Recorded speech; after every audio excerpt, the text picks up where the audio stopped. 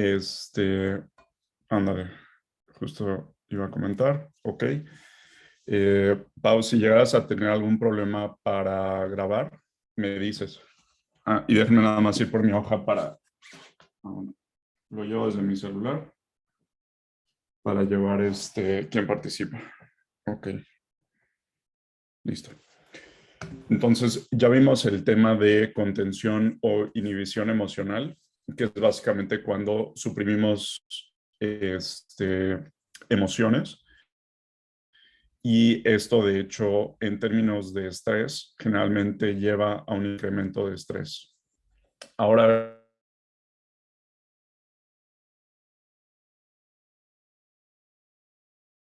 la liberación por medios emocionales. Entonces, poder liberar el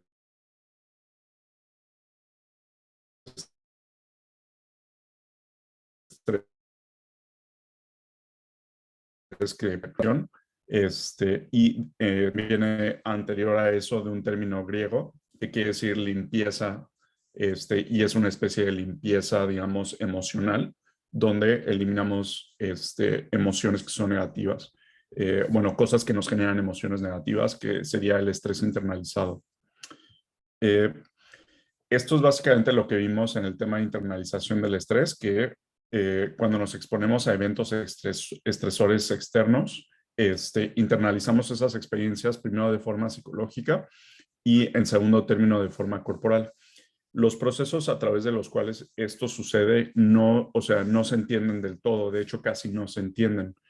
Los que más se entienden son los psicológicos, o sea, se sabe que cuando se internaliza una experiencia, por ejemplo, que es traumática, se sabe que se prenden ciertas áreas del cerebro, se sabe que incrementan ciertos neurotransmisores en el cerebro, se apagan otros, pero o sea, no se entiende bien cómo, o sea, cómo está siendo controlado esto, o sea, quién está detrás de este control a nivel de programas cerebrales, es algo que no se entiende. Y mucho menos entendemos cómo se internaliza el estrés en el cuerpo. O sea, cómo el estrés puede generar enfermedades, no lo sabemos bien. Se sabe que hay un cambio igual de neurotransmisores a nivel de órganos y tejidos, pero no se sabe bien cómo es ya los detalles finos de cómo ocurre esto y cuáles son los neurotransmisores que aumentan, los receptores que aumentan. Eso es algo que apenas se está estudiando, ¿sale? Y cuando hablamos de catarsis, generalmente hay un proceso a la inversa. O sea, el estrés que está internalizado, tanto a nivel psicológico como corporal, se puede revertir y se puede, digamos, eliminar ese estrés. Entonces, lo que nosotros mencionamos como la respuesta al estrés, realmente es estrés internalizado que desencadena esta respuesta múltiples veces. Lo estamos revirtiendo de alguna manera, estamos reprogramando el software, podría decir, del cuerpo, para que ya no corran esos programas asociados con estrés, ¿sale? Entonces lo estamos revirtiendo. ¿Cómo sucede exactamente esto? Es algo que yo quiero estudiar en mi carrera como investigador, pero no se sabe. O sea, no tenemos suficiente información para que yo les pueda decir, ok, estos son los neurotransmisores involucrados, sucede así, esto sucede a nivel nervioso. No tengo esa información para ustedes, ¿sale? Entonces no hay, eh, digamos, un entendimiento claro de qué es lo que ocurre. Ahorita les voy a hablar más que nada lo que podemos ver hacia afuera, que son las emociones, pero no hay suficiente información para que yo les pueda decir qué sucede a nivel interno. ¿De acuerdo? Entonces, hablemos de lo que es la catarsis. Esta ya es la definición que quiero que se lleven como clase. Entonces, es liberación de estrés internalizado, que puede ser de tipo psicológico o corporal. Ustedes seguramente van a ver el tema de catarsis en otras clases, pero más desde la perspectiva psicológica. Y aquí lo vamos a abordar más desde una perspectiva corporal, porque sobre todo nos vamos a enfocar en el contenido psicosomático. Y las emociones son una parte muy importante para poder hacer esta liberación de estrés internalizado a nivel corporal, ¿sale? Entonces va a ser a través de emociones que podemos librarnos de este estrés internalizado. La duración de la catarsis de este proceso de purificación o liberación de estrés a través de emociones puede ser corta o puede ser larga, ¿sale? ¿Quién me puede decir, por ejemplo, cómo podemos liberar el estrés momentáneamente a través de qué tipo de acciones? ¿Qué se les ocurre? Ejemplos de acciones que nos pueden ayudar a liberar cuando estamos estresados de manera muy breve ese estrés. Algo. El ejercicio. Ajá, el ejercicio puede ser una liberación temporal, sobre todo de tipo corporal. Uh-huh. Paulina. A lo mejor haciendo igual una actividad recreativa, no sé, ya sea escribirlo o a lo mejor la pintura. Exacto, puede ser hacer un hobby como pintura que puede a veces ayudar a liberar emociones. Y ahí nada más la cosa con pintura es que depende qué tan intenso lo tomen en cuenta. Por ejemplo, si son artistas, su hobby puede ser algo mucho más en serio y para muchos artistas o así, o escritores, o sea, gente que como que a través de un medio libera sus emociones, como puede ser la escritura o la pintura, puede tomarse muy, muy serio esa actividad. Y entonces para esas personas, esa actividad es, es el medio más importante para hacer catarsis. O sea, para un artista, su medio de producción es más importante que tienen para liberar el estrés. Si tú a un artista le quitas ese medio, lo vas a estresar muchísimo, ¿sale? Entonces un pintor, si tú le dices deja de pintar, no va a tener medio para hacer catarsis, por ejemplo. Y en cambio, una persona que a lo mejor pinta de pasatiempo, pero no se lo toma tan en serio, es realmente lo más como una forma de entretenimiento y es una forma corta de hacer catarsis a través de esa actividad. Pato. Pues yo pensé como en gritar, llorar o pegarle algo. Excelente. Sí, el golpear algo, por ejemplo, ya es a través de ira y es una de las mejores formas de hacer catarsis, que ya es liberar, a través de la expresión de ira, liberar ese estrés. Llorar también es la mejor forma que tienen para hacer catarsis y ahí ya utiliza el panel de emociones de tristeza, ¿sale? Entonces, el llanto y la expresión de ira de forma violenta son de las mejores formas de hacer catarsis. ¿Sale? Esas son excelentes. Pau. Rey. Reír. Sí, reír es definitivamente igual una de las más importantes. Esa está asociada con la paleta emocional de felicidad y es una expresión sobre todo de tipo social que nos ayuda a hacer catarsis de forma social. Entonces, la risa, la vamos a ver ahorita, pero la función de la risa es hacer catarsis de forma social. Esa es su principal función. Por eso nos reímos, para poder liberar estrés. Y es una manera de hacer una higiene, digamos, de estrés de forma social para que la sociedad no esté bajo estrés, porque si estamos bajo estrés como sociedad, trabajamos peor, funcionamos peor, nos enfermamos más, tanto psicológicamente como físicamente. Entonces, por eso reímos. Esa es la idea detrás de eso. ¿Quién habló antes de Pato? Porque no le puse puntos extra. Solo sé que era una de las paus, pero no sé cuál de las. Creo que tenemos 4 paus. No vi quién fue. Bueno, Fari. Yo tengo como dos en mente para hacer Ajá, catarsis. La sí. primera que se me ocurrió fue fumar y la segunda, tomar terapia. Ok, excelente. La que dices de fumar es una importante que serían las adicciones, la liberación de dopamina. Esa es una forma de hacer catarsis. Cuando liberamos dopamina, hacemos la emoción de felicidad de tipo hedónica. La felicidad de tipo hedónica o placentera, que es una felicidad de corta duración, es catártica, pero es de corta duración, ¿sale? Esto incluye adicciones de cualquier tipo como el fumar. ¿Y cuál fue la segunda que mencionaste, Fari? También si me puedes dar tu número para anotarte. Sí, pues es tomar terapia y mi número es 5. Terapia. Tu número es 5, ¿verdad? Ok. Sí, el tomar terapia, ese ya es un tipo de catarsis duradera. ¿Sale? Es un excelente ejemplo de catarsis duradera si vas con un buen terapeuta. Si vas con un mal terapeuta puede ser peor, puede generarte más estrés. Entonces puede ser anticatártico. O puede evitar que, o sea, puede el terapeuta hacer que tengas mecanismos donde ya no liberas tanto estrés. O sea, puede ser anticatártico o puede ser generador de estrés. O sea, puede ser peor si vas con un mal terapeuta, que es en la minoría de los casos.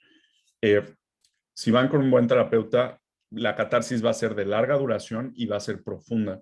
Entonces, ese tipo de catarsis es el mejor tipo. O sea, si van con un buen terapeuta, van a estar haciendo el mejor tipo de catarsis porque si es un buen terapeuta, va a golpear puntos emocionales catárticos muy importantes para que la persona libere estrés. Y yo espero que ustedes como terapeutas, los que decidan serlo, se lleven de mi materia y de este tema, se lleven esa enseñanza. Que si una persona está bajo mucho estrés, como lo vimos en contención emocional con el modelo de la olla, si una persona almacena mucho estrés, como ahorita ustedes de los exámenes, cómo me habrá ido, etcétera, que ustedes tengan la habilidad, al menos en una sesión, de poder ayudar a liberar ese estrés en la persona, ¿sale? A través de verbalmente que exprese lo que le está estresando o lo está estresando y a través de golpear o encontrar ciertas cosas que a lo mejor la persona no se da cuenta que son las fuentes del estrés, que pueda identificarlas para que por lo menos ya identificadas pueda manejarlas. ¿Sale? Ángela. Estaba pensando en el ejercicio, en el yoga, en ¿Ah? bailar y a lo Sí, mejor hacer origami. origami. Ok, sí, todas esas, por ejemplo, contarían como pasatiempos. El ejercicio ya lo habían comentado, que es una manera de hacer catarsis corporal, que generalmente funciona de manera corta. Y si lo hacen rutinariamente, pues ya se vuelve una catarsis más duradera. Pato. Yo más bien tengo una pregunta. ¿Cómo dijo que se llamaba la felicidad que es como efímera? Ajá, la felicidad efímera se llama hedónica. Aquí se las pongo. Efímera. Y la duradera se llama eudaimónica. ¿Okay? La felicidad eudaimónica, ese ya les va a ayudar a hacer catarsis de forma más duradera. Por ejemplo, ajá. No sé si vas a decir algo. La felicidad más duradera, la eudaimónica, por ejemplo, sería el tener una buena relación, el tener una práctica de meditación, el conseguir buenos resultados afuera, un buen trabajo, un buen salario, etcétera. Todas esas van a ser fuentes ya eudaimónicas de felicidad y van a ser catarsis de forma duradera para el individuo, ¿sale? Porque va a ser una fuente de liberación de estrés, ¿ok? El tener una fuente duradera de felicidad es algo muy bueno, ¿sale? El tener una familia estable, por ejemplo, ¿sale? No sé si con eso te contesté, Pato. Sí, profe, muchísimas gracias. Ok. Fer. Yo tengo más que nada una duda. Por Sí. ejemplo, una persona que, no sé, tiene muchos problemas, está estresado por eso y Ujú. toma alcohol y se pone en un estado como mal, Sí. ¿eso es una catarsis o es más bien como querer reprimir las emociones? Sí, el alcohol, por ejemplo, les digo, como muchas de las adicciones, o sea, van a liberar dopamina cuando lo tomen inicialmente, eso va a ser catártico, y también el hecho, lo que les llaman cuando tienen así exceso de alcohol, hay un término en psicología, ahorita me estoy acordando cuál es.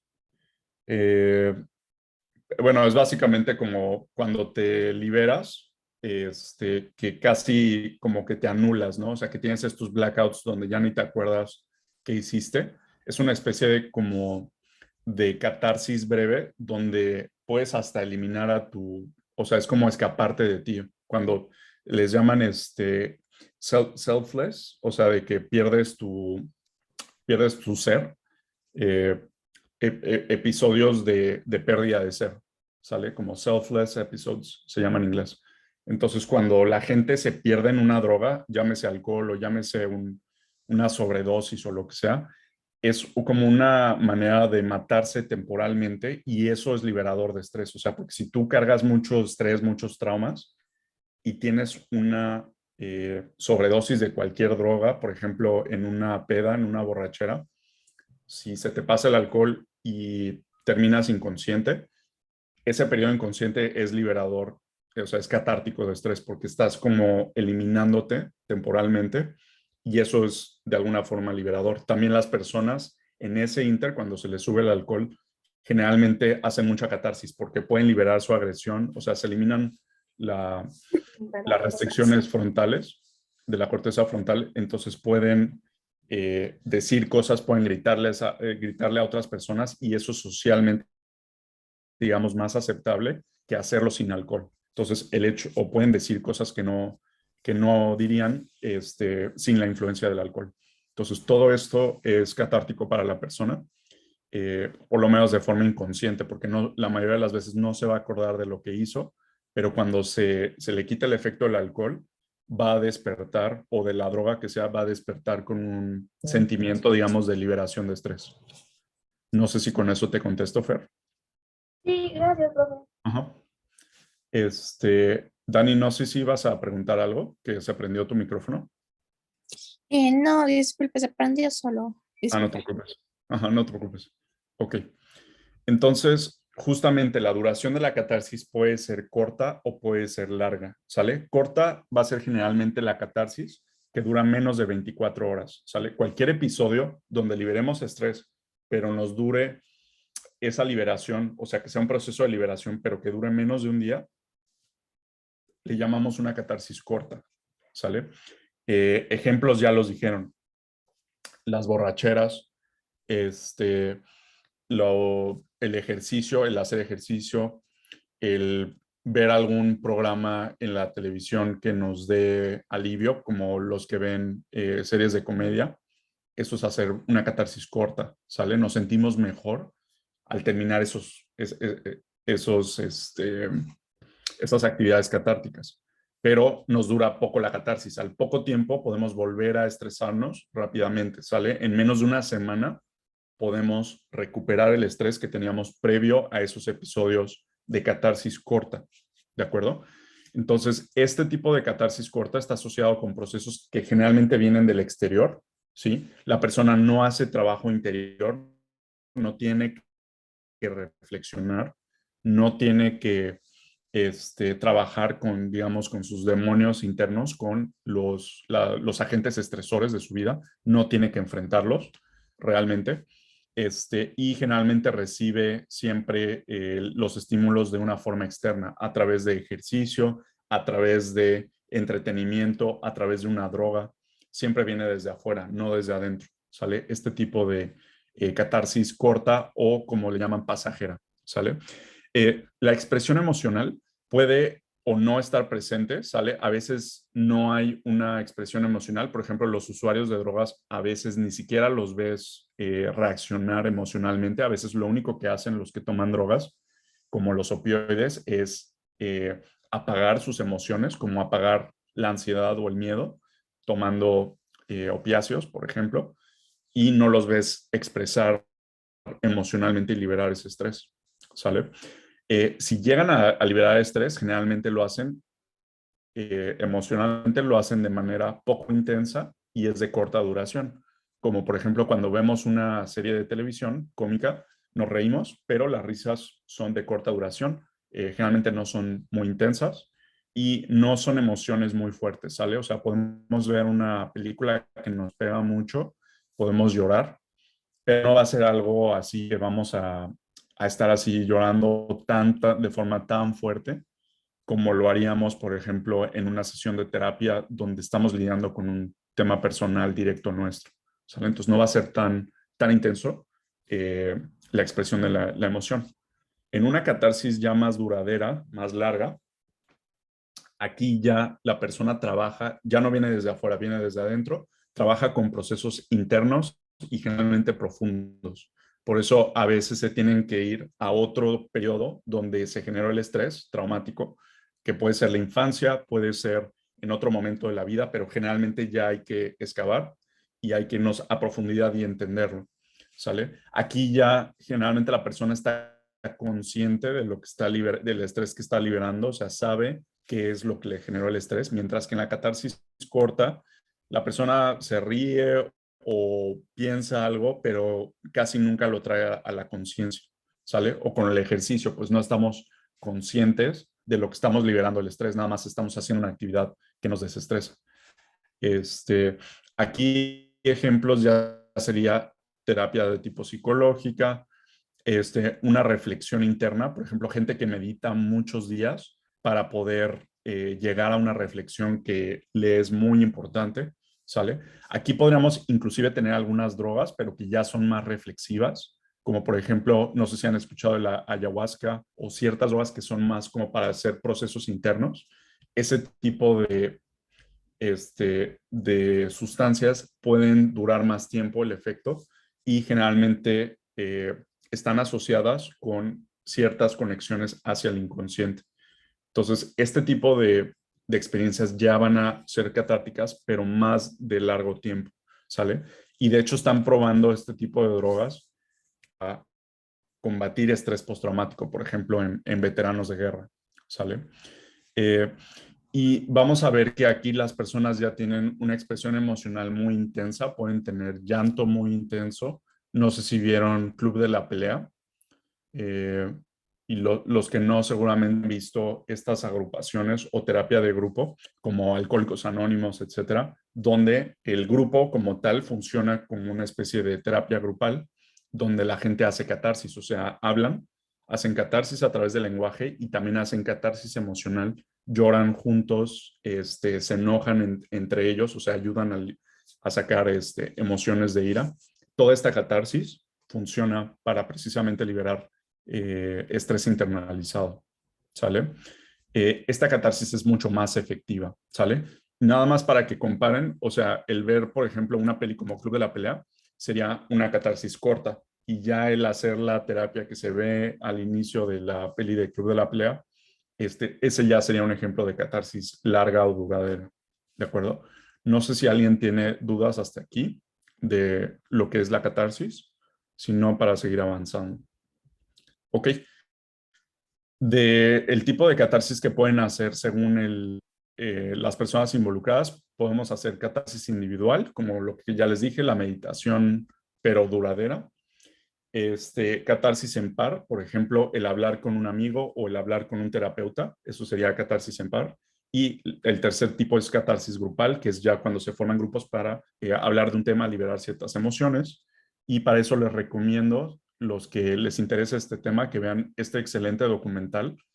No creo que nadie lo haya visto. Si alguien lo ha visto, presiona el botón verde, pero no creo que alguien lo haya visto. Pau, ¿tú lo viste? No, más bien era una Ah, pregunta. Es como, por ejemplo, dime. los que van a terapia así de pareja o terapia familiar. Ajá. La terapia familiar sería terapia grupal, igual a de pareja, porque ahí ya tenemos 3 personas, la pareja y el analista. Entonces, esos ejemplos de catarsis grupal, ¿sale? Cuando tienen terapia grupal. Ujú. Y terapia individual, eso ya sería catarsis en par, donde tienes el analista y el paciente, ¿sale? No sé si con eso te contesto. Sí, Eh, gracias, profesor. ok.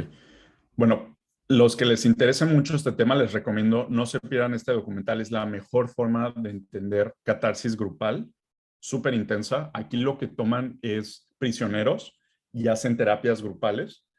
Y es impresionante ver todo lo que liberan emocionalmente los prisioneros y hacen seguimiento. O sea, aquí fue como un experimento psicológico. Hacen seguimiento a los prisioneros que hicieron este trabajo de catarsis con terapeutas entrenados y prisioneros que no. Y los prisioneros que recibieron esta terapia grupal no vuelven a cometer ningún crimen, o sea, como que se liberan emocionalmente y les va súper bien cuando salen de la cárcel.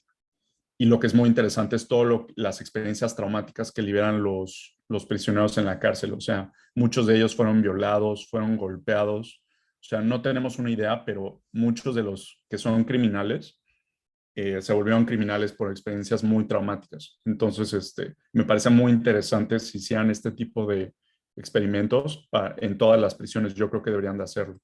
Y vean ese documental, vale mucho la pena.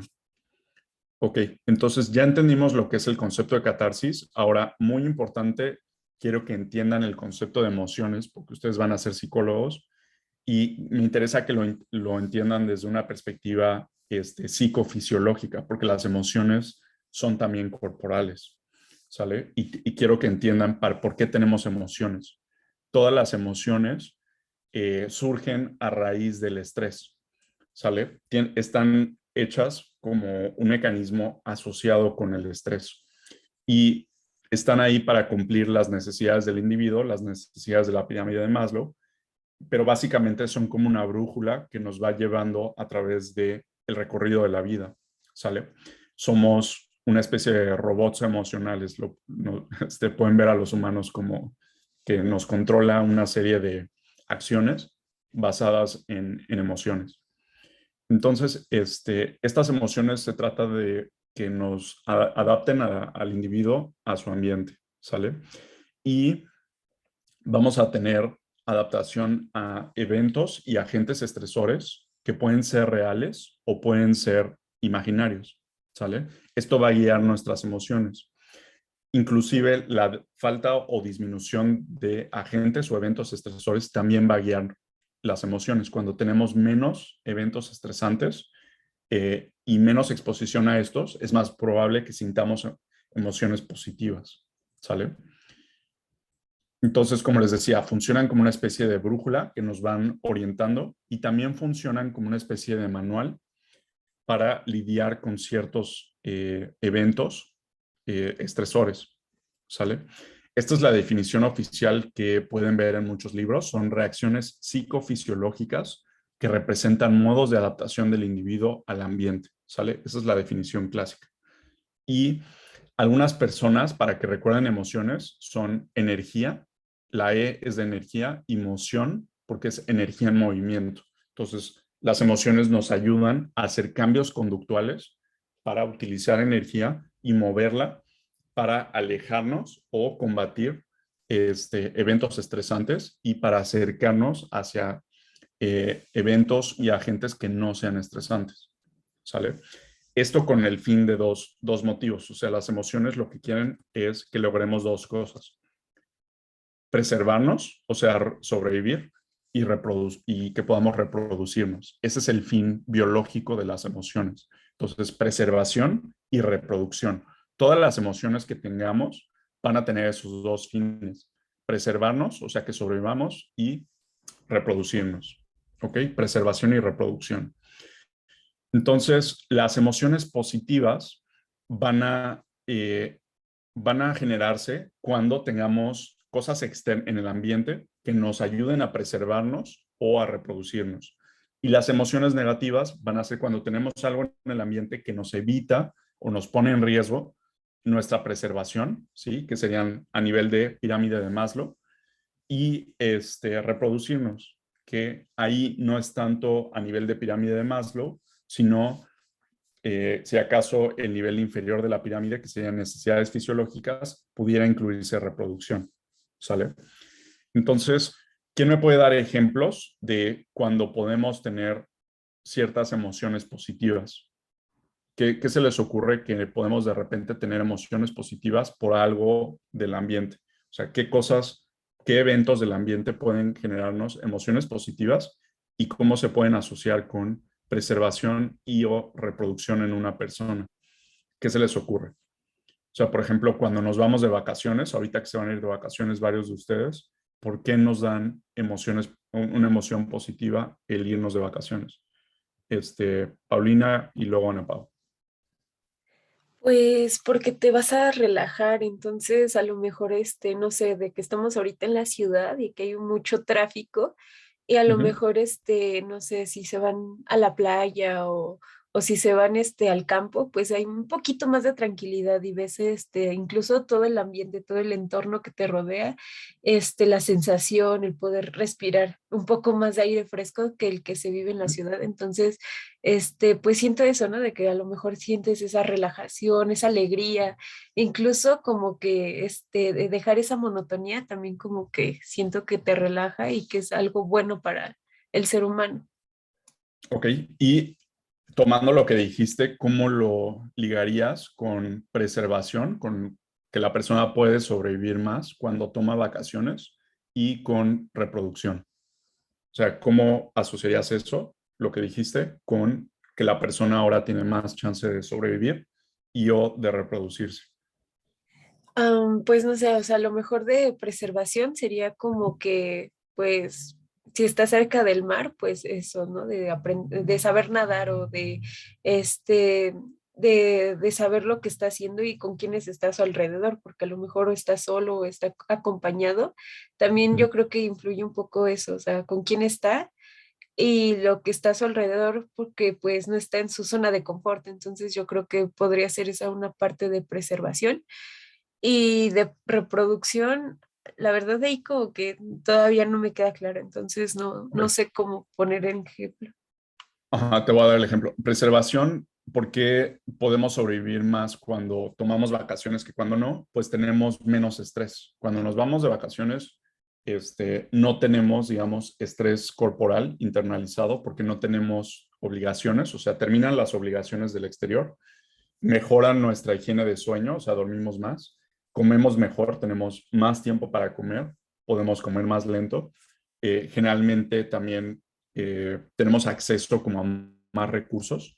Y luego en términos de pirámide de Maslow, también si se acuerdan en la pirámide, viene una sección hasta arriba que es como todo esto de estética, ¿no? O sea, tener imágenes, conectarnos a imágenes de la naturaleza, todo eso nos ayuda también a sentirnos como más llenos internamente. Entonces, eso también lo vivimos más cuando salimos de nuestro ambiente cotidiano, ¿ok? Y es parte como de la salud mental, es como parte de nuestras necesidades. Entonces, eso tiene que ver con preservación. Reproducción no necesariamente aplica para todos, pero generalmente entre menor estrés de personas que ya son capaces de reproducirse, pues tienen más chances de reproducirse, ¿sale? Cuando estás durmiendo, comiendo bien, baja tus niveles de estrés. Cuando estás en el mar, baja la altura, entonces también tienes menos presión de altura, mejor clima, etcétera. Más exposición al sol, que también es una de las necesidades fisiológicas. Todo esto mejora, ¿sale? Disminuye la probabilidad de que tengas un altercado violento, porque las personas alrededor de ti también están más relajadas versus en la ciudad, por ejemplo. Entonces, todo esto nos ayuda a entrar en preservación y tenemos más probabilidades también de reproducirnos, ¿sale? Entonces, por eso nuestro cerebro manda emociones positivas cuando tomamos vacaciones, aquí como un ejemplo, ¿sale? Y alguien que me puede decir las necesidades de Maslow por niveles cumplidas cuando se toman vacaciones. Entonces, si tomamos vacaciones, ¿cómo cumpliríamos cada uno de los niveles de la pirámide de Maslow? Eh, yo les puedo decir, sino necesidades fisiológicas, lo que ya les dije, dormimos mejor, comemos mejor, etcétera. A nivel de seguridad, generalmente estamos más seguros, por lo que les decía, de que no sientes que alguien te va a robar. En términos sociales, generalmente tenemos más tiempo para socializar en vacaciones que cuando no. Entonces mejora nuestra interacción social. Muchos viajan con sus familias, entonces mejora la interacción social con familia. Autoestima, generalmente mejora la autoestima porque recibes más feedback positivo y recibes menos feedback negativo cuando estás de vacaciones. Y cumplimiento de metas te da más tiempo para reflexionar y preparar metas también, como encontrar, reflexionar sobre lo que quieres hacer. Entonces, en términos de pirámide de Maslow, lo estaremos llenando y por eso el cerebro te recompensa cuando piensas en emociones, en vacaciones, te recompensa emocionalmente. ¿Sale? Ahora sí, Ana Pau, lo que ibas a comentar. Pues yo iba a decir que otro ejemplo en donde, bueno, ejemplo, situación donde se dan emociones positivas es cuando ves a personas que ya rato que no ves, no sé, cuando ves a personas que están como o fueron parte de tu infancia y las vuelves a ver, también te Ujú. genera esas emociones. Sí. Y ahí, por ejemplo, ¿qué tendrían que ver esas personas con preservación, con reproducción?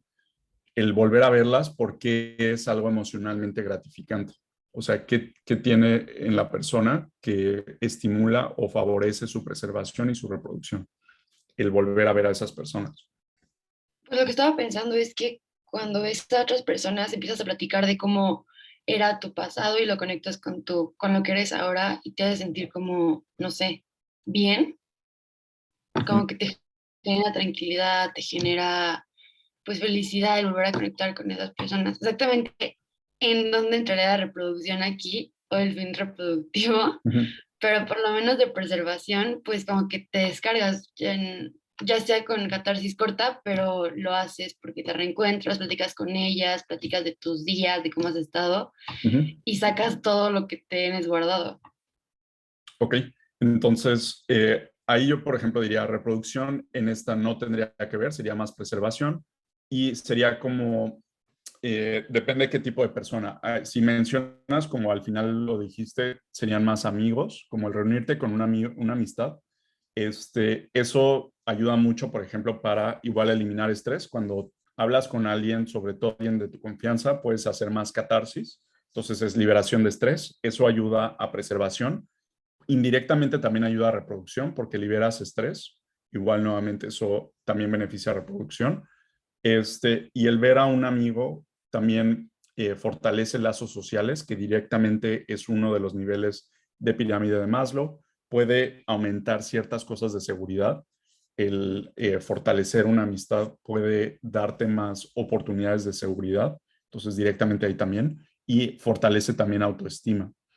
Este, lo que liberas cuando ves a alguien con quien te conectas también puede tener beneficios a nivel fisiológico, que sería primer nivel, o sea, liberas endorfinas, etcétera, que son también benéficas, ¿sale? Si ríen juntos, etcétera. Preservación, todo lo que ya dijimos a nivel fisiológico, también ayuda a preservarnos, y también como imagen, el conectarnos con alguien que es importante, una figura importante de nuestro pasado, fortalece sobre todo a nivel de autoestima. Pirámide de Maslow, autoestima, y último nivel de pirámide de Maslow, que sería cumplir metas. Si una persona, si una figura que fue importante, por ejemplo, no sé si han visto el video de Putin, Vladimir Putin, reuniéndose con una de sus maestras de primaria o algo así, o su maestro de la KGB, y que se pone todo emocional. El hecho de que a lo mejor el maestro de la KGB los entrenó para cómo llegar al poder y cómo usar el poder para espiar, etcétera, y que Putin pueda regresar con ese maestro y decirle, mira, yo ya todo lo que logré, eso es como muy fortalecedor en términos de que le estás diciendo a tu mente, a tu superego, yo puedo cumplir todas mis metas. O sea, eso para Putin es súper fortalecedor y eso llena su pirámide de Maslow, obviamente llenando el sentido de preservación, de que puede sobrevivir, de que es capaz de hacerlo y eso le genera como muchas emociones positivas, ¿sale? Por eso lo ven tan contento en esos videos. Lo mismo cuando se reúne con su maestra de primaria, ¿sale? Como un ejemplo.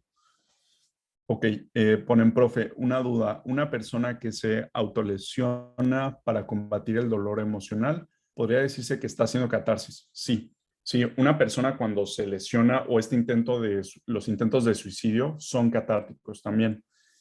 Como les decía, cuando eliminas a tu persona, que sea momentáneamente, o intentes matar a tu persona momentáneamente, estás haciendo catarsis, porque estás tratando de eliminar todo lo que está asociado negativamente con la imagen que tiene tu mente, tu superego de esa persona, que puede ser tú.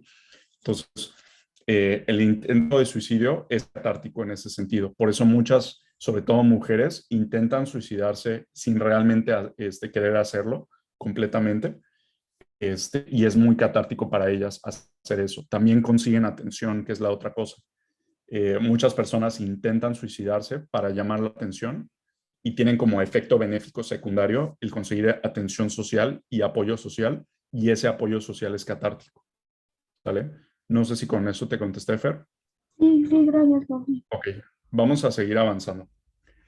Entonces, las emociones se pueden entender desde dos puntos de vista.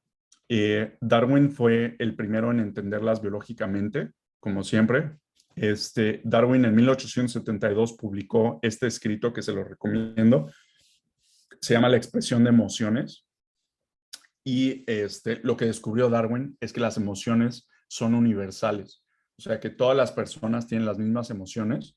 Y de hecho, él plantea que todos los mamíferos tienen el mismo componente de emociones. Y casi todos los animales tienen emociones muy parecidas. O sea, no idénticas a los mamíferos, a lo mejor otro tipo de animales, pero muy similares a ellas. Y diferente, cambia mucho la forma de expresión en animales que no son mamíferos, pero realmente es muy parecido.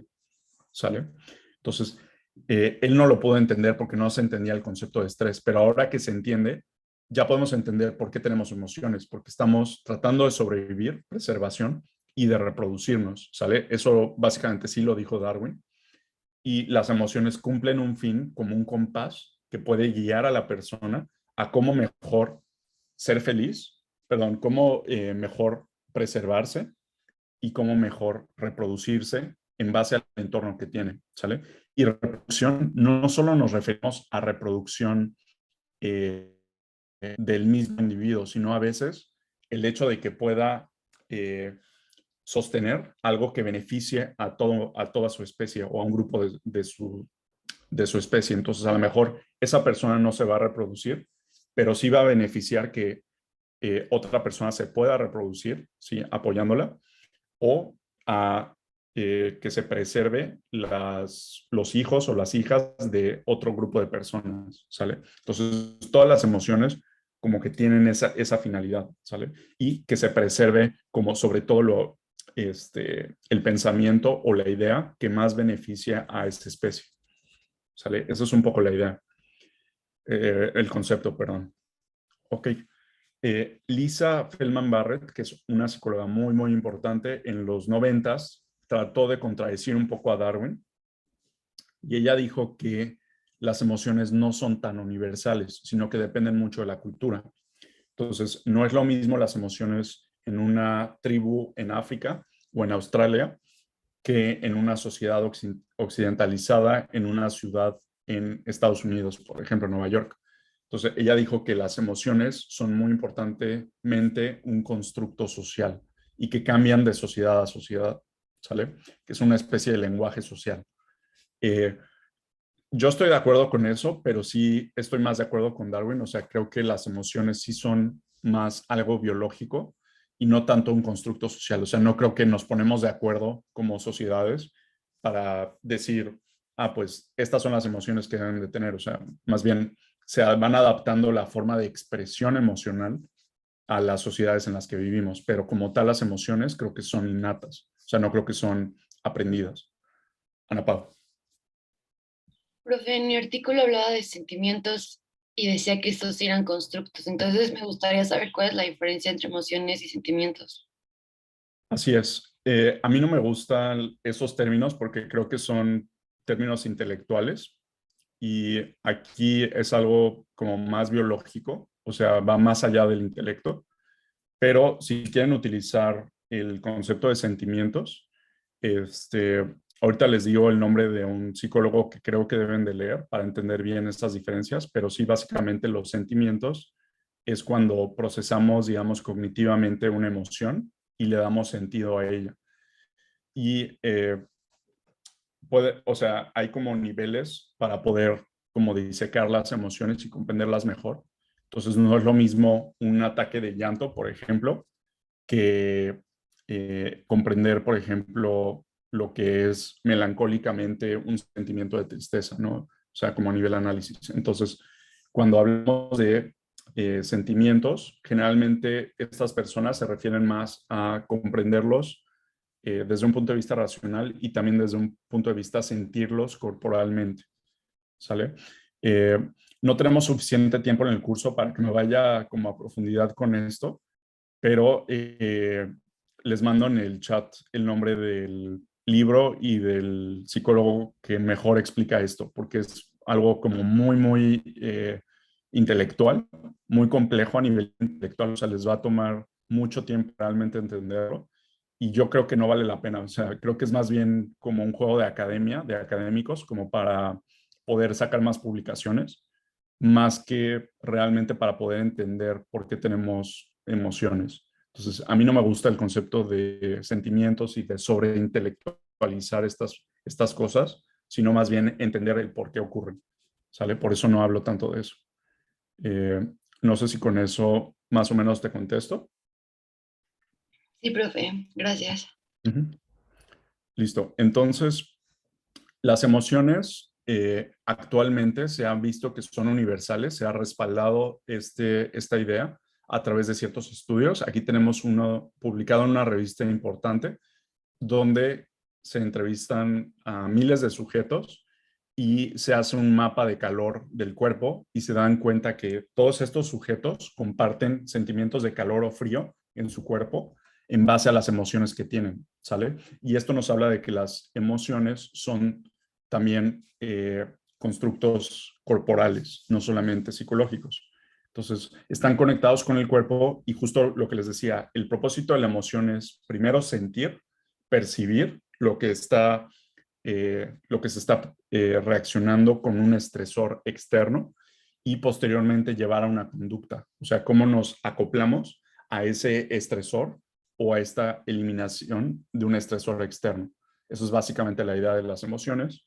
Y bueno, vamos a sentirlas de forma diferente si son emociones positivas o negativas, ¿sale? Esa es la idea. El primero en fortalecer este concepto fue Guillaume Benjamin Amann-Duchenne. Él fue un neurofisiólogo que tomó la obra de Darwin y lo que él estudió fue la expresión emocional de los músculos de la cara. Se dio cuenta que era universal, ¿sale? Así como estos sujetos se dieron cuenta que eran universal a través de mapas de calor del cuerpo, que eran igual en todas las personas, en diferentes culturas. Este hombre se dio cuenta que en diferentes personas se expresaban y se activaban los mismos músculos en base a las mismas emociones, ¿sale? No importa igual si era un miembro de una tribu a si era una persona en una ciudad en Europa, por ejemplo, ¿sale? Entonces, las emociones parecen ser universales. Actualmente no tenemos buenas herramientas para estudiar emociones, podemos nada más ver que se prenden o se apagan ciertas áreas del cerebro, pero no tenemos realmente forma para medir qué tanto se está expresando una emoción en una persona de manera objetiva. No tenemos biomarcadores, básicamente. Ok, ¿cuál es el sistema del cerebro que regula las emociones? Es el sistema límbico. El sistema límbico se describió en 1878 por un médico francés que se llama Paul Broca, el mismo del área de Broca, que es el área de lenguaje. Y muy interesantemente, el lenguaje es muy importante para poder expresar emociones. Y se llama sistema límbico porque el limbus en latín quiere decir borde o límite. Entonces, era el borde que se formaba de estas zonas del cerebro con la glándula pineal, ¿sale? Entonces, es un término puramente descriptivo, neuroanatómico, pero se llama sistema límbico por eso. ¿Ok? Lo que tienen que saber es que el sistema límbico es igual a áreas del cerebro que regulan emociones, ¿sale? Este sistema límbico se conoce también como circuito de Papez porque está nombrado también por otro neuroanatomista francés, ¿sale? Entonces lo pueden encontrar con esos dos nombres, sistema límbico o circuito de Papez. Ok. Este circuito está formado por diferentes regiones cerebrales que incluyen tálamo, hipotálamo, hipocampo, que tiene que ver mucho con memoria. El hipotálamo tiene que ver mucho con regulación de endocrina de glándulas. Entonces, el hipotálamo va a liberar ciertas hormonas, como el CRH, que regulan el funcionamiento de glándulas en todo el cuerpo, ¿sale? La amígdala también va a estar asociada. Ya vimos mucho de la amígdala que tiene que ver con respuestas de ansiedad y de miedo. Los ganglios basales también van a ser muy importantes como áreas conectoras con el sistema límbico y estos van a llevar información ida y vuelta con otros circuitos, ¿sale? El sistema límbico se sabe que está muy conectado con percepción sensorial. Entonces está muy conectada sobre todo con lo que olemos. Las emociones están muy conectadas con el olfato evolutivamente. Por eso, si tú pones a un ratón cerca de una presa, va a empezar a secretar hormonas de estrés con simplemente oler la orina de la presa, del depredador. El ratón va a empezar a secretar estrés. Entonces se conecta rapidísimo antes de que lo podamos procesar conscientemente, ¿sale? Todo este circuito de papel está a un nivel, digamos, inferior que la corteza. Entonces, antes de que podamos siquiera procesar un estímulo, este circuito a través de ganglios basales ya está procesando toda la información que entra a través de nuestros 5 sentidos, ¿sale? A través de la audición, el olfato, el sabor, la visión. Todo esto es procesado de forma inmediata. Alguien puso la hipófisis, no entra aquí.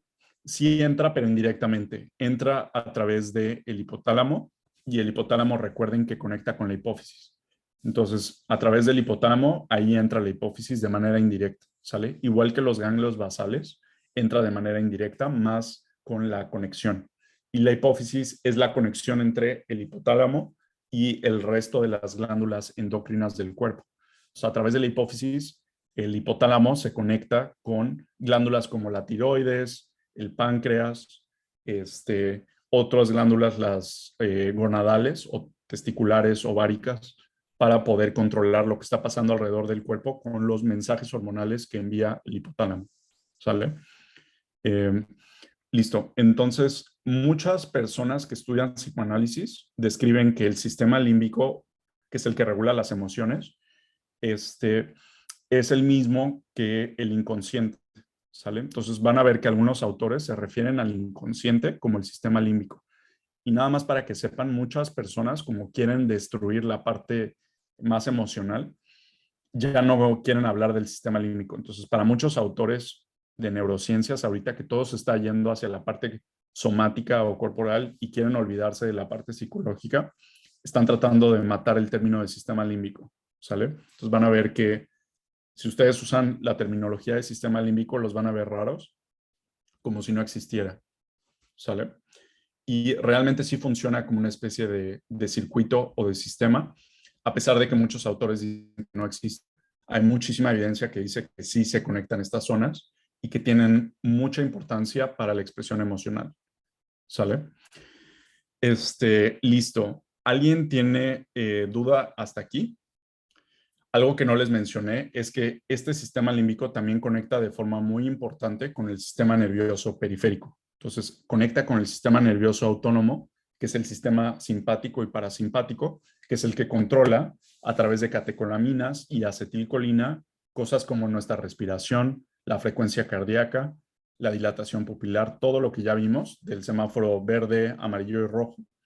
Se conecta con emociones, ¿sale? Entonces, cuando nos sentimos con miedo, pues esto nos va a dar taquicardia, vamos a respirar más rápido. Lo mismo cuando ustedes se sienten enamorados, que sienten mariposas en el estómago. Todo es controlado inicialmente por un sistema límbico y después por la conexión autonómica de núcleos que se encuentran en el hipotálamo y en otras zonas, como en tallo cerebral, y cómo se conectan con nervios periféricos y los órganos.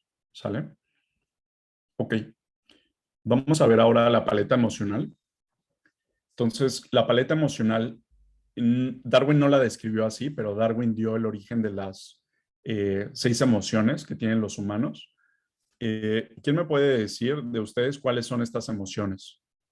¿Cuáles son las 6 emociones universales de la paleta emocional? ¿Alguien que levante la mano, que las quiera mencionar?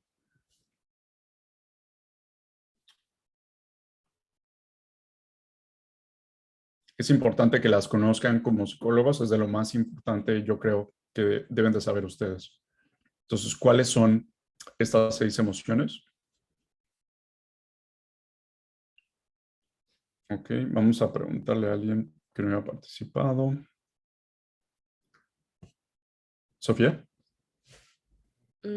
O sea, bueno, son como así de felicidad, tristeza, enojo, Felicidad, tristeza, enojo. Ajá. enamoramiento. No, enamoramiento no es una de las 6. ¿Te sabes las otras tres? Mm, no, no ¿No? sé. Bueno, ya dijiste tres. Vámonos con alguien más. ¿Aló? Tristeza, alegría, enojo, frustración. Ajá. Podría ser miedo.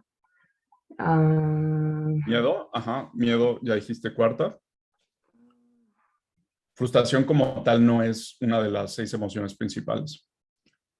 Miedo. ¿Dije tristeza? Sí, dijiste tristeza, felicidad, enojo, ¿Habrá otra que se conecte como miedo. con la ansiedad o algo así? Ansiedad es parte de miedo. Ansiedad es parte de miedo. Ujú. ¿Cuáles? No, Nos faltan dos. Ajá, que son las difíciles. Las dos que te faltan son las que todo el mundo siempre no las saben, pero ustedes como psicólogos las tienen que saber. Ustedes trabajan con emociones. Ese es su pan de cada día. Son como los de intensamente, sí, son como los de intensamente. Entonces, las dos que les faltan, a ver si las saben, Majo. Asco y sorpresa. Exactamente, asco y sorpresa. Esas son las 6 emociones básicas o grupos de emociones básicas que describió Darwin y que forman la paleta emocional, ¿sale? Ahí va otra vez. Miedo, aquí representado con morado, ira representada en rojo, asco o disgusto, lo pueden ver así, me gusta más el color verde para asco o disgusto, tristeza, me gusta más el color azul, serían todas las emociones asociadas con tristeza. Acuérdense que ansiedad es parte de miedo, felicidad, color amarillo, y sorpresa, a mí me gusta color naranja para sorpresa. Y Paul Ekman, que fue un psicólogo estadounidense, uno de los 50 psicólogos más famosos, él agarró y llevó a cabo, como desarrolló más el trabajo de Darwin en emociones. Y él ligó mucho lo que Darwin había propuesto, que el nervio vago es el que conecta periféricamente los centros del sistema límbico, que es el cerebro emocional, con el resto de los órganos, y es el que regula la actividad de los diferentes tejidos del cuerpo con las emociones.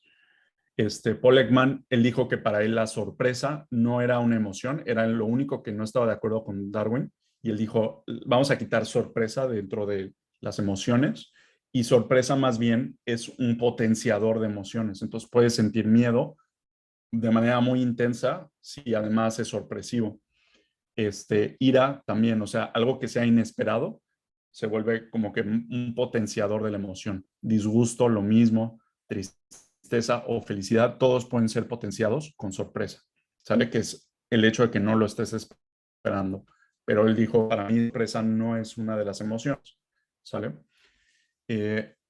Alguien puso, profe, ¿cree que pueda mandar esa paleta al grupo? Sí, ahorita se las comparto, claro. Y les comparto algo que les va a servir todavía más de un artículo, que es la teoría monoaminérgica de las emociones.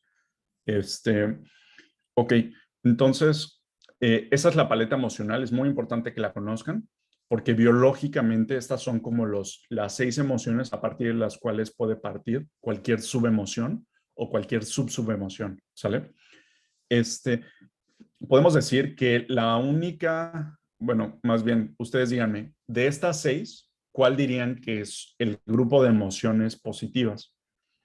De estas 6 emociones, ¿cuáles serían el grupo o la categoría de estas 6? ¿Cuál sería la positiva? Paulina. Yo supongo que la sorpresa y la felicidad podría ser como que la parte Más positiva. positiva.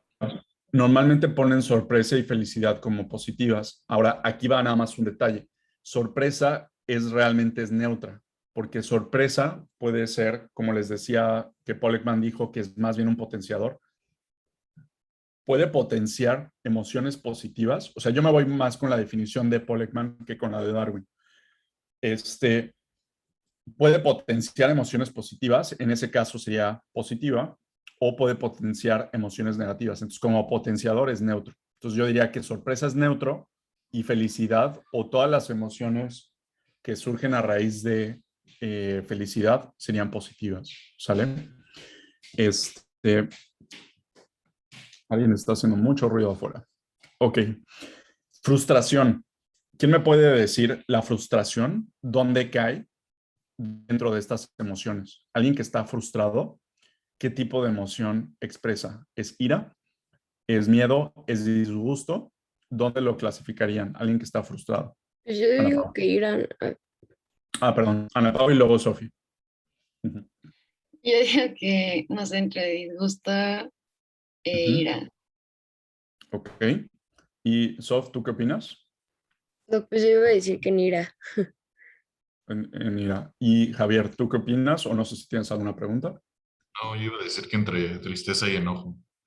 Que estés en enojo. Ok, muy interesante, perdón. Es interesante que hay muchas clasificaciones de frustración. Lo más aceptado es que es una mezcla entre enojo y ansiedad, ¿sale? Entonces, nada más para que sepan, frustración es entre miedo e ira, ¿sale? Porque la gente que está frustrada siente enojo, pero no sabe cuándo se va a resolver ese enojo, ¿sale? Es como tienen algo que los está limitando, pero no saben cuándo esa cosa que se está limitando va a cambiar. Por eso sienten frustración.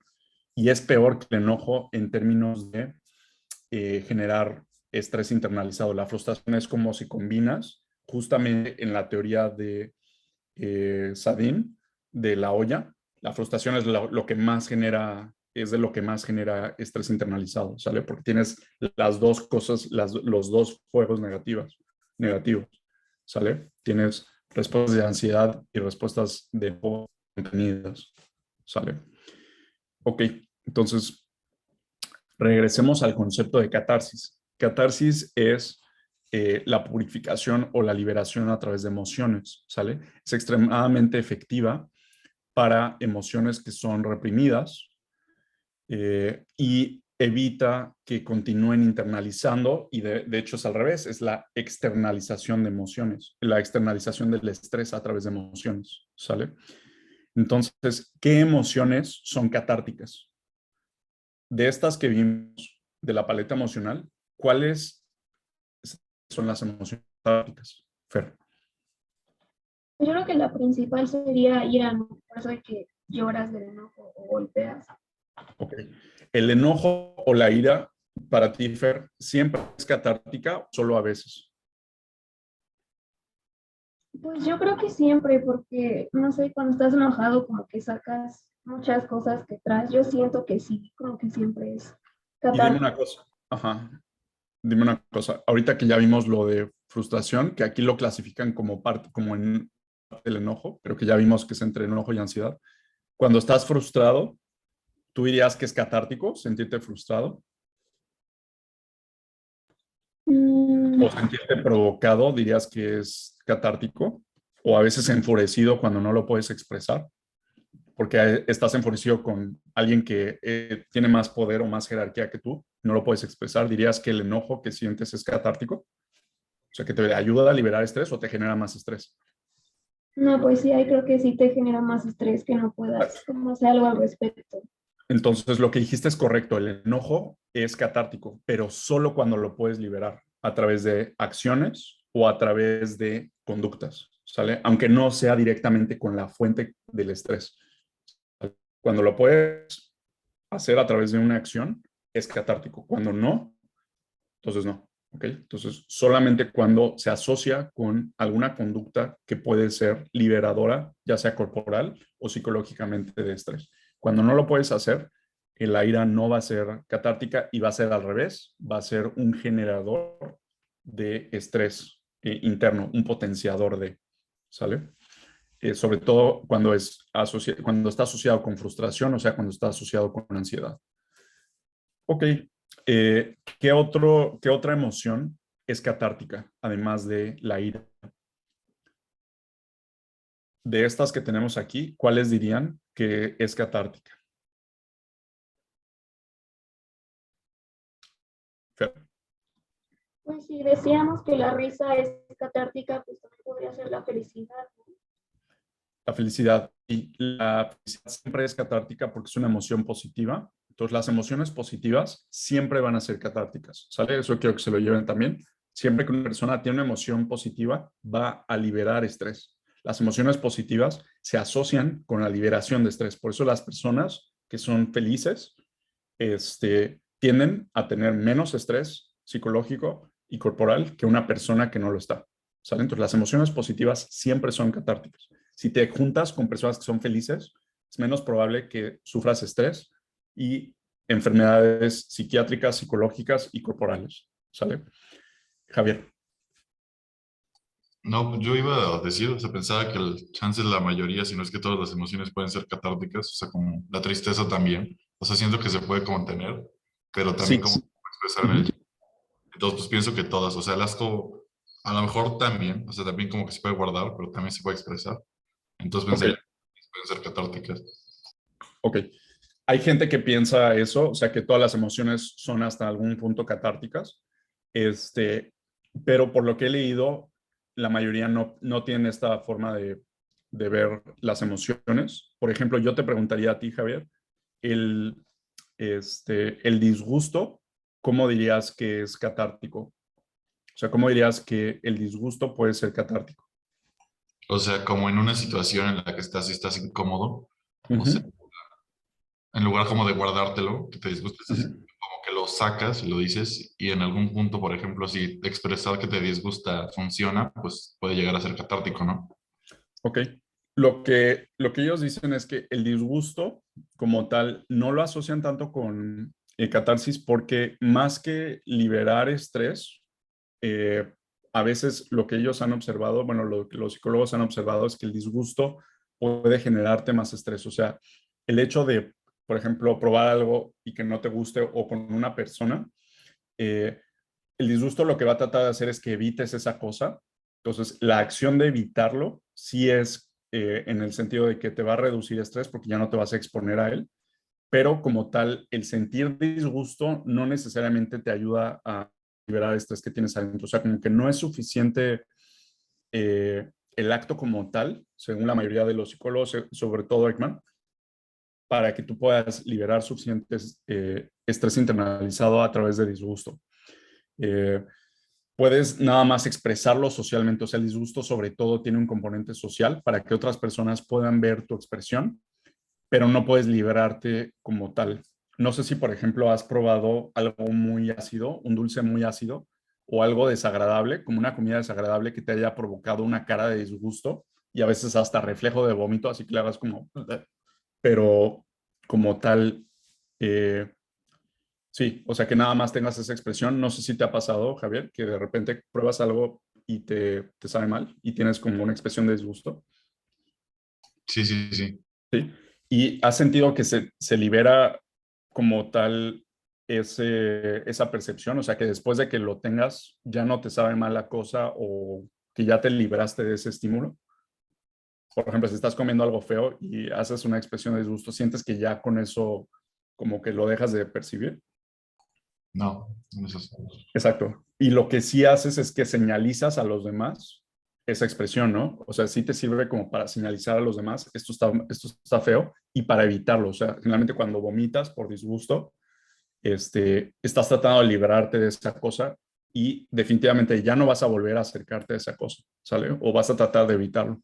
Eso es lo que estás tratando de hacer. Entonces, funciona más como algo social y como algo preventivo a futuro para no generar más estrés, pero en el momento como tal no es tan catártico el disgusto. Y algo similar sucede con el miedo. El miedo, más que liberarte de estrés, potencializa el estrés. ¿Sí? El sentir miedo y ansiedad no es liberador, sino te ayuda a futuro a evitar o a huir de esa cosa, pero no tanto a liberarte de ese estrés, ¿sale? Entonces, no todas las emociones van a ser catárticas. ¿Cuáles van a ser catárticas? Las positivas, ¿sale? El enojo solo si es liberado y la tristeza solo si es liberada a través de llanto, ¿sale? De otras formas, no van a ser catárticas. Ni siquiera la melancolía, que es hasta cierto punto placentera, va a ser catártica, ¿sale? Ni siquiera por la liberación de dopamina, por la melancolía, ni siquiera así, ¿sale? Y estos definitivamente no, según Ekman, ¿sale? Hay algunos psicólogos que pueden argumentar que sí, entonces pueden ver puntos de vista distintos. Ok, hay una teoría que hay 3 monoaminas que controlan nuestras emociones, que son la norepinefrina, dopamina y serotonina.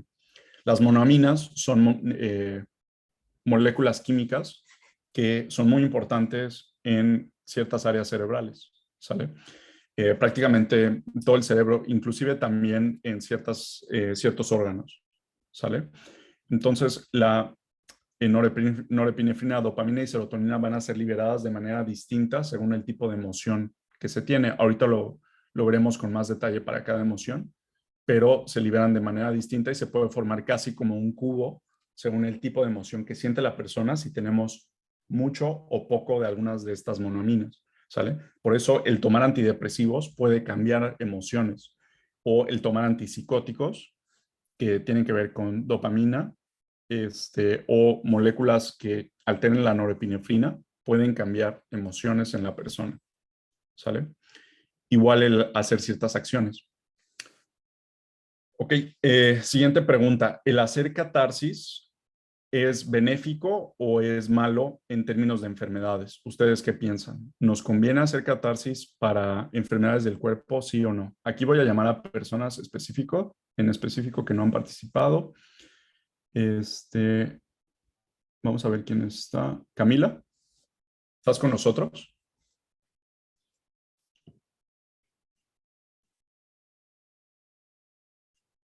Justo se salió, ¿no? Ok. Salva, ¿estás con nosotros? Sí, aquí estoy. Ok, Salva, ¿qué opinas de la catarsis?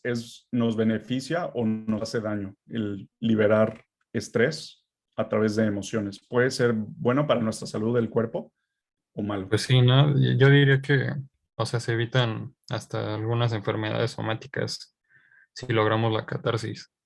Ok, y ahora te pregunto, ¿por qué las personas que tienen, por ejemplo, trastornos de ira, que todo el tiempo están golpeando gente y así, tienden a tener más enfermedades corporales? O sea, ¿por qué las personas que están muy enojadas con la vida y todo el tiempo están haciendo rabietas y así, haciendo conductas de agresión? ¿Por qué esas personas tienden a morir jóvenes de infartos, si la catarsis es algo bueno?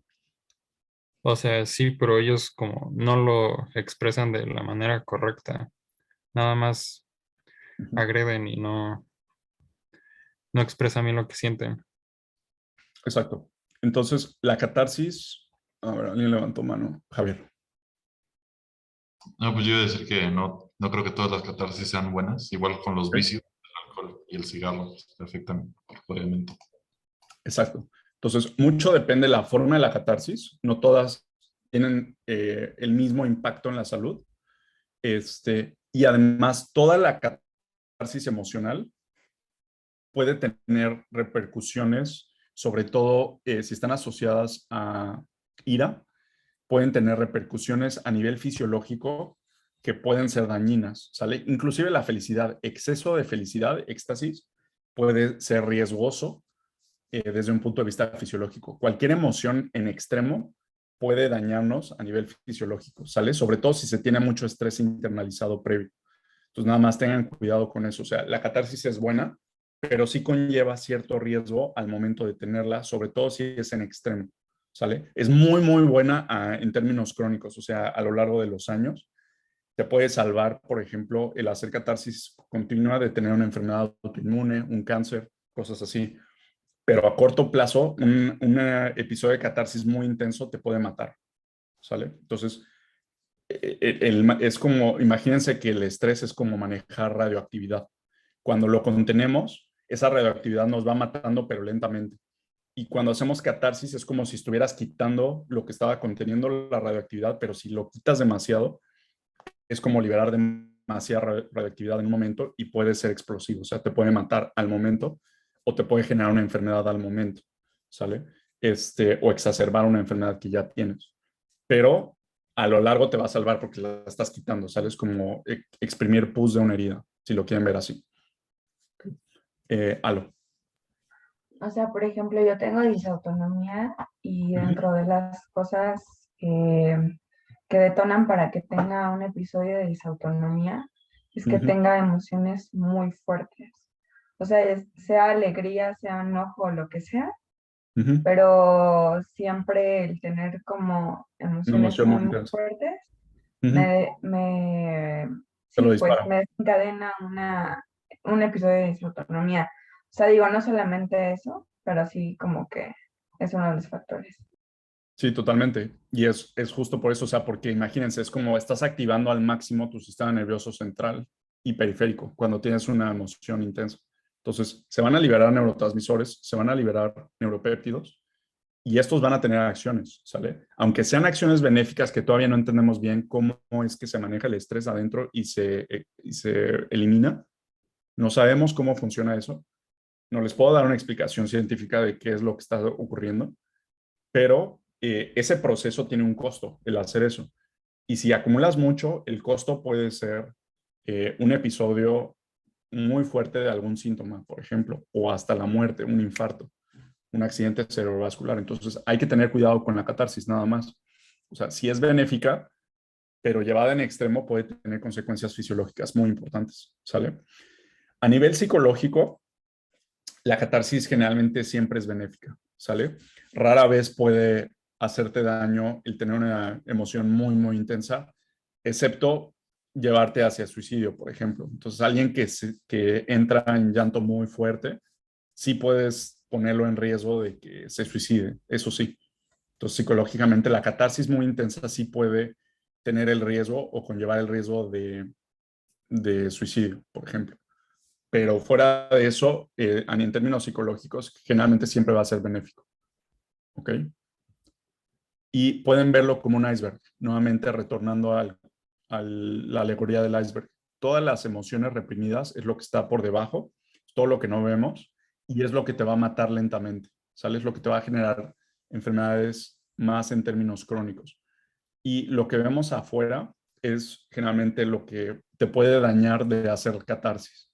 Entonces, mucho menos lo que te puede dañar de lo que te puede salvar. O sea, te está salvando, te está quitando de todo lo que vemos en la parte de abajo, que es la mayoría, y este es el daño provocado por la catarsis, que generalmente es mínimo, ¿sale? Pero una persona que tiene muchísimo estrés internalizado, pues el iceberg crece y por lo tanto el proceso de catarsis es más riesgoso. O sea, hay que tener cuidado.